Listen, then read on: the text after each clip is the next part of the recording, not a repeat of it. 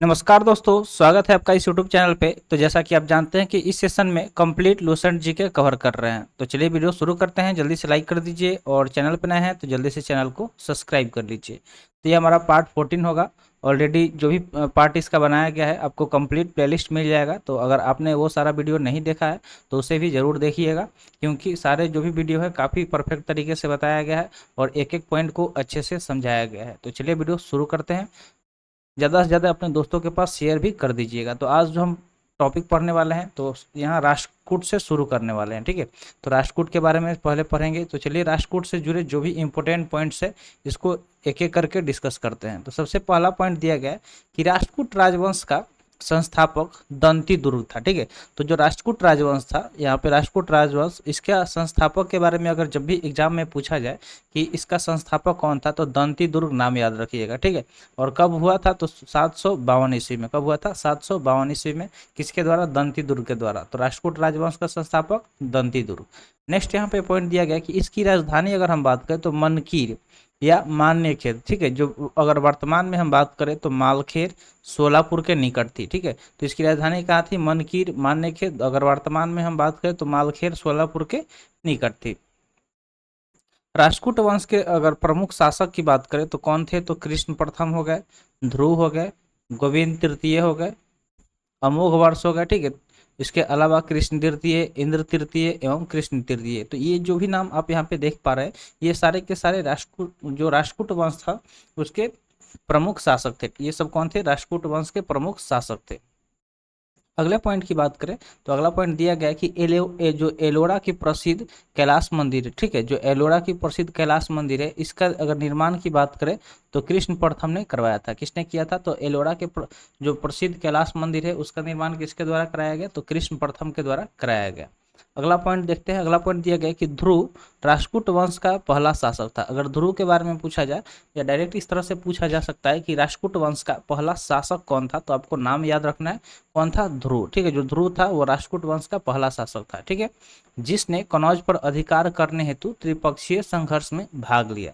यानी कि वो पहला शासक था जो कनौज पर अधिकार करने के लिए त्रिपक्षीय संघर्ष में भाग लिया। त्रिपक्षीय मतलब होता है कि तीन पक्ष का जो संघर्ष था उसमें भाग लिया। और प्रतिहास हार नरेश वत्सराज, ठीक है, जो प्रतिहार नरेश वत्सराज थे एवं पाल नरेश धर्मपाल, उन दोनों को पराजित किया, उन दोनों को हराया, ठीक है। उसके बाद उसने क्या किया? कनौज पर अधिकार कर लिया, ठीक है। कनौज पर अधिकार करने के लिए उसने क्या किया? त्रिपक्षीय संघर्ष में भाग लिया। यानी कि इसमें तीन लोग लड़ रहे थे कनौज पे अधिकार करने के लिए। कौन कौन से? तो एक तो ये ध्रुव थे, उसके अलावा प्रतिहार नरेश वत्सराज थे और पाल नरेश धर्मपाल थे, ठीक है। तो वत्सराज और धर्मपाल, इन दोनों को हरा के ध्रुव ने कनौज पर अधिकार किया था। अगला पॉइंट है कि ध्रुव को धारावर्ष भी कहा जाता था, ठीक है। तो जो ध्रुव है उनको, जो ध्रुव थे उनको धारावर्ष के नाम से भी जाना जाता था। तो ये भी पॉइंट यहाँ पे इंपॉर्टेंट है, इसको मार्क कर लीजिएगा।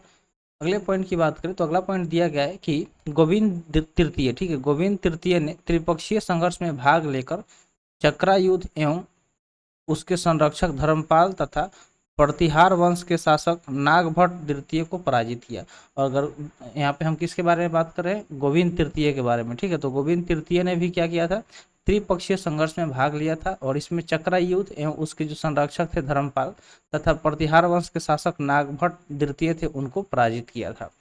तो यहाँ तक तो चीज़ें आपको समझ में आ गई होगी। चलिए आगे बढ़ते हैं अगले पॉइंट की तरफ। अगला पॉइंट दिया गया कि पल्लव, पांडे, केरल एवं गंग शासकों के संघ को गोविंद द्वितीय ने नष्ट किया। तो यहाँ पे डायरेक्ट यहाँ पे क्या बताया जा रहा है कि जो पल्लव थे, ठीक है, पांडे, केरल और गंग शासकों के जो संघ था उसको किसके द्वारा नष्ट किया गया?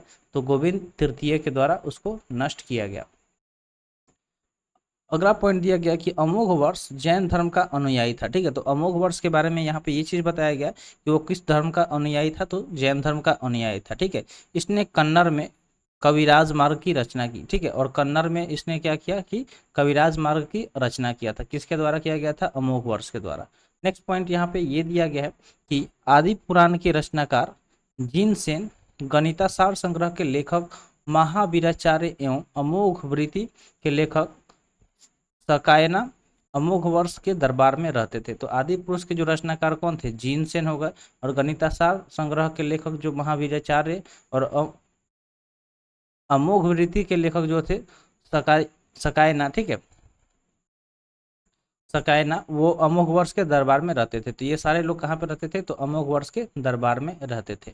अगला पॉइंट यहाँ पे दिया गया कि अमोघ वर्ष ने तुंगभद्रा नदी में जल समाधि लेकर अपने जीवन का अंत किया। तो जब भी पूछा जाएगा आपसे सवाल कि अमोघ वर्ष ने अपने जीवन का अंत कैसे किया था, तो उन्होंने क्या किया था, जो तुंगभद्रा नदी है उसमें जल समाधि ले लिया था। ठीक है, यानी कि जल के अंदर जाके बैठ गए थे। और आपको पता होना चाहिए कि जल में अगर कोई ज़्यादा देर तक नहीं रह सकता है बिना किसी ऑक्सीजन सिलेंडर वगैरह के, तो वो ऐसे ही जाके उसमें समाधि ले लिए और खुद को वहाँ पे उन्होंने अंत कर लिया। ठीक है, यानी कि इसको अगर लेटेस्ट भाषा में बोले तो डूब के मर जाना। ठीक है, चलिए आगे बढ़ते हैं। अगला यहाँ पे दिया गया है कि इंद्र तृतीय के शासन काल में अरब निवासी अल मसूदी भारत आया। ठीक है, तो जो इंद्र तृतीय थे इनके शासन काल में अरब का जो निवासी अल मसूदी था वो भारत आया। इसने तत्कालीन राष्ट्रकूट शासक को भारत का सर्वश्रेष्ठ शासक कहा। और उसने क्या कहा कि जो तत्कालीन राष्ट्रकूट शासक थे उनको भारत का सर्वश्रेष्ठ शासक कहा। किसने कहा? तो अल मसूदीन, जो अरब का निवासी था। अगला पॉइंट यहाँ पे दिया गया है। पॉइंट क्या दिया गया है, चलिए समझते हैं कि राष्ट्रकूट वंश का अंतिम महान शासक कृष्ण तृतीय था। तो जब भी पूछा जाएगा कि राष्ट्रकूट वंश का अंतिम महान शासक कौन था, तो वो कृष्ण तृतीय था। इसी के दरबार में कन्नड़ भाषा के कवि पोन रहते थे, जिन्होंने शांति पुराण की रचना की। तो शांति पुराण की रचना किसने किया था? तो याद रखिएगा, कवि पोन ने शांति पुराण की रचना की थी। और ये किसके दरबार में रहते थे? तो कृष्ण तृतीय के दरबार में रहते थे, जो कि राष्ट्रकूट वंश का अंतिम महान शासक हुआ करता था। चलिए आगे बढ़ते हैं। अगला पॉइंट यहाँ पे दिया गया है कि कल्याणी के चालुक्य तैलप द्वितीय ने 973 ईस्वी में कर्क को हराकर राष्ट्रकूट राज्य पर अपना अधिकार कर लिया और कल्याणी के चालुक्य वंश की नींव डाली। तो जो कल्याणी के चालुक्य तैलप द्वितीय था उसने क्या किया? 973 ईस्वी में कर्क को हरा दिया। ठीक है, कर्क को हरा दिया और राष्ट्रकूट राज्य पर अपना अधिकार कर लिया और कल्याणी के चालुक्य वंश पर नींव डाली। तो उसने क्या किया? चालुक्य वंश की नींव डाला। किसको हरा के? तो कर्क को हरा के। चलिए आगे बढ़ते हैं। नेक्स्ट पॉइंट यहाँ पे दिया गया है कि एलोरा एवं एलिफेंटा, जो कि महाराष्ट्र में स्थित है, गुहा मंदिरों का निर्माण राष्ट्रकूटों के समय में हुआ। तो यहाँ पे डायरेक्ट पूछा भी जाता है कि जो एलोरा हो गया या फिर एलिफेंटा, दोनों के दोनों महाराष्ट्र में पड़ते हैं। तो ये जो गुहा मंदिर थे इनका निर्माण किसके समय में हुआ था? तो ये नाम आपको याद रखना है कि राष्ट्रकूट के समय में इनका निर्माण हुआ था। चलिए आगे तक बढ़ते हैं। आगे दिया गया है कि एलोरा में, अगर एलोरा की हम बात करें, ठीक है, तो एलोरा में 34 शैलकृत गुफाएं हैं। इसमें 1 से 12 तक बौद्धों, 13 से 29 तक हिंदुओं एवं 30 से 34 तक जैनों की गुफाएं हैं। ठीक है, तो टोटल एलोरा में कितना गुफाएं हैं? 34 है, जिसमें से 1 से 12 किसके लिए है? बौद्ध के लिए है, 13 से 29 हिंदुओं के लिए है और 30 से 34 किसके लिए है? तो जैन की गुफाएं हैं। नेक्स्ट पॉइंट यहाँ पे ये दिया गया है, पॉइंट दिया गया है कि राष्ट्रकूट शैव, वैष्णव, शाक्य संप्रदायों के साथ साथ जैन धर्म के भी उपासक थे। तो जो भी राष्ट्रकूट थे वो किस किस के उपासक थे? तो शैव के भी थे, वैष्णव के थे, शाक्त के थे और उसके साथ साथ जैन धर्म के भी उपासक थे। अगला पॉइंट दिया गया पॉइंट है कि राष्ट्रकूटों ने अपने राज्यों में मुसलमान व्यापारियों को बसने तथा इस्लाम के प्रचार की स्वीकृति दी थी। तो यहाँ से ये पॉइंट काफ़ी इंपॉर्टेंट है कि किसने अपने राज्यों में मुसलमान व्यापारियों को बसने तथा इस्लाम के प्रचार की स्वीकृति दी थी? तो याद रखिएगा नाम कौन सा? राष्ट्रकूट। ठीक है, किसने? तो राष्ट्रकूट ने। तो राष्ट्रकूट का यहीं पे पॉइंट खत्म हो गया। जो भी पॉइंट था उसको हमने बता दिया।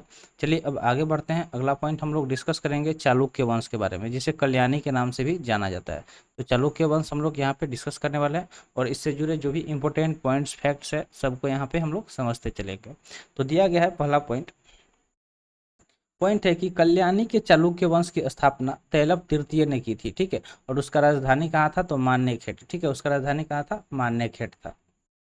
चालुक्य वंश कल्याणी के प्रमुख शासक की अगर हम बात करें कि जो चालुक्य वंश कल्याणी था उसके प्रमुख शासक कौन कौन हुए? तो तैलप प्रथम हुए, तैलप द्वितीय हुए, विक्रमादित्य हुए, जयसिंह हुए, सोमेश्वर हुए, सोमेश्वर द्वितीय, विक्रमादित्य छठा, सोमेश्वर तृतीय एवं तैलप तृतीय हुए। तो ये सारे के सारे जो थे चालुक्य वंश जो कि कल्याणी था उसके प्रमुख शासक हुए। ठीक है, यानी कि ये जो प्रमुख शासक है यहाँ पे नाम मेंशन किया गया है।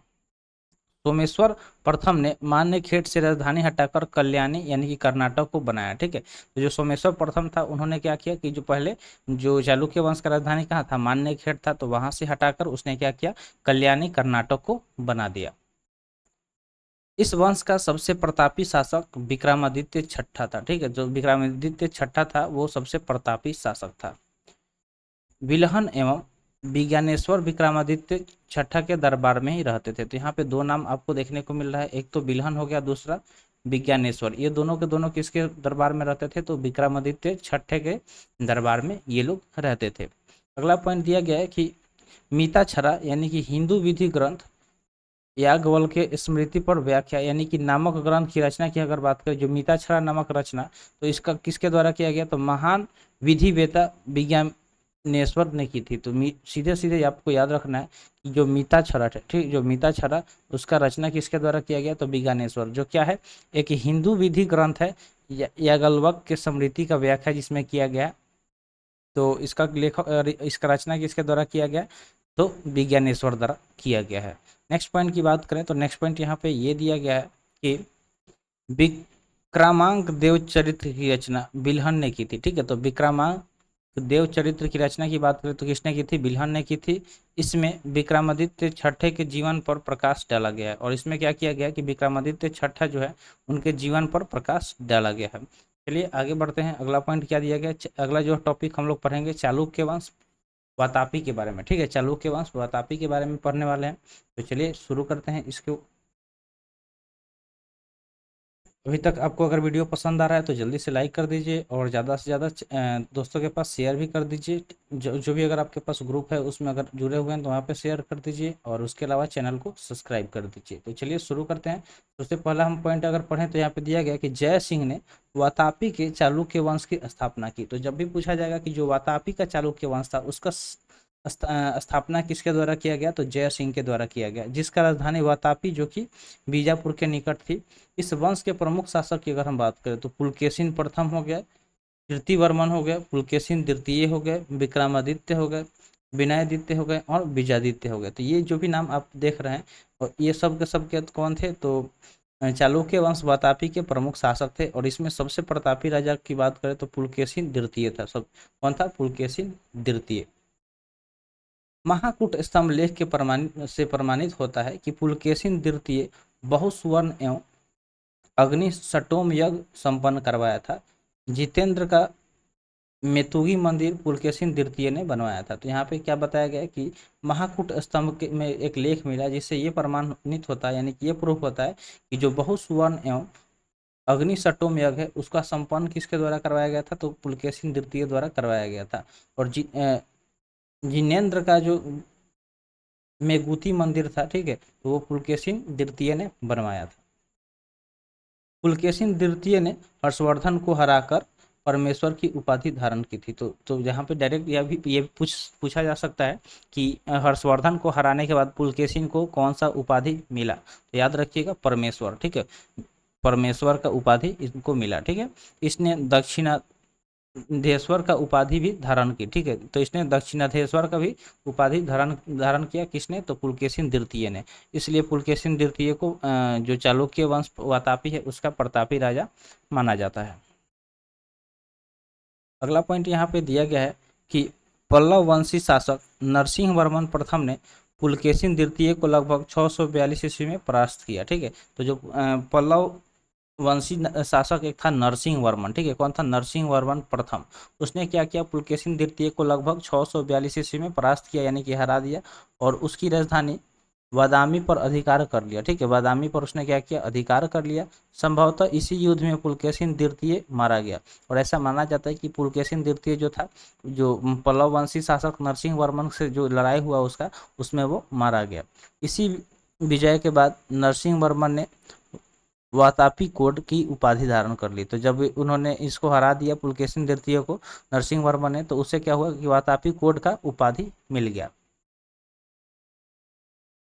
एहेल अभिलेख का संबंध पुलकेशिन द्वितीय से है। ठीक है, तो जो एहेल अभिलेख है अगर उसके बारे में बात करें तो उसका संबंध किससे है? तो पुलकेशिन द्वितीय से उसका संबंध है। अजंता के एक गुहा चित्र में फारसी दूत मंडल को स्वागत करते हुए पुलकेशिन द्वितीय को दिखाया गया है। वातापी का निर्माणकर्ता कीर्तिवर्मन को माना जाता है। अगर वातापी के निर्माणकर्ता की बात करें कि इसका जो निर्माणकर्ता कौन था, तो कीर्तिवर्मन को माना जाता है। मलवा को जीतने के बाद विनयादित्य ने सकलो तरपथनाथ, ठीक है, शकलोत्तरपथनाथ की उपाधि धारण की थी। तो मालवा को जीतने के बाद जो विनयादित्य थे उनको कौन सा उपाधि मिला, तो शकलोत्तरपथनाथ का उपाधि उनको मिला था। चलिए आगे की तरफ बढ़ते हैं।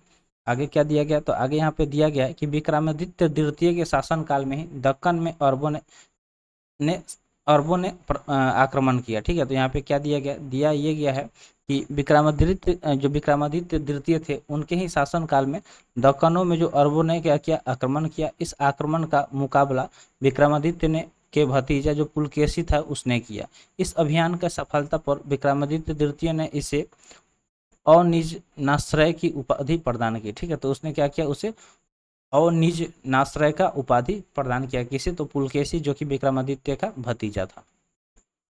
विक्रमादित्य द्वितीय की प्रथम पत्नी लोक महादेवी ने पटदकल में विरूपाक्ष महादेव मंदिर तथा उसकी दूसरी पत्नी त्रैलोक्य देवी ने त्रैलोकेश्वर मंदिर का निर्माण करवाए।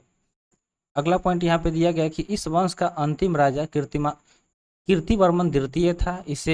इसके सामंत दंती दुर्ग ने परास्त किया, एक नए वंश राष्ट्रकूट वंश की स्थापना की। तो यहाँ तक हमने पढ़ लिया। अब आगे चालुक्य वंश नेगी के बारे में हम लोग पढ़ने वाले हैं। ठीक है, इसके बारे में पढ़ेंगे। चालुक्य वंश वेगी, ठीक है, वेंगी के बारे में हम लोग पढ़ेंगे। तो चलिए इसको भी पढ़ लेते हैं। इसमें 3 पॉइंट ही दिया गया, इसको जल्दी से खत्म कर लेते हैं। पहला पॉइंट दिया गया कि वेंगी के चालुक्य वंश का संस्थापक विष्णुवर्मन था। कौन था, विष्णुवर्धन था। इसकी राजधानी वेंगी जो कि आंध्र प्रदेश में थी। इस वंश के प्रमुख शासक की अगर हम बात करें तो जयसिंह प्रथम हो गए, इंद्रवर्धन, विष्णुवर्धन द्वितीय, जयसिंह द्वितीय एवं विष्णुवर्धन तृतीय थे। तो ये सारे के सारे जो भी नाम यहाँ पे आप देख रहे हैं ये सब कौन थे, तो जो चालुक्य वंश वेंगी था उसके प्रमुख शासक थे। इस वंश के सबसे प्रतापी राजा विजयादित्य तृतीय था। ठीक है, तो सबसे प्रतापी राजा कौन था, विजयादित्य। ठीक है, विजयादित्य तृतीय था, जिसका सेनापति पंडरंग था। कौन था, तो जो पंडरंग था वो इसका सेनापति था। तो यहाँ तक हम लोग चालुक्य खत्म हो गया। अब आगे हम जो पढ़ेंगे वो चोल के बारे में पढ़ने वाले हैं। तो चलिए चोल को शुरू करते हैं। चोल को यहाँ से शुरू कर रहे हैं। तो चोल की अगर हम बात करें तो चोल से रिलेटेड जो भी चीज़ है उसको डिस्कस करेंगे। देख लेते हैं कितना है। तो चोल थोड़ा सा लंबा है तो चोल को रहने देते हैं। ठीक है, चोल को अगले सेशन में हम लोग कवर करेंगे क्योंकि ये थोड़ा सा लंबा इसमें है, ज़्यादा चीज़ें दी गई है। तो आज के लिए इतना ही रहने देते हैं, मिलते हैं फिर अगले वीडियो में। आई होप आपको वीडियो पसंद आया होगा। तो थैंक्स फॉर वॉचिंग, जय हिंद।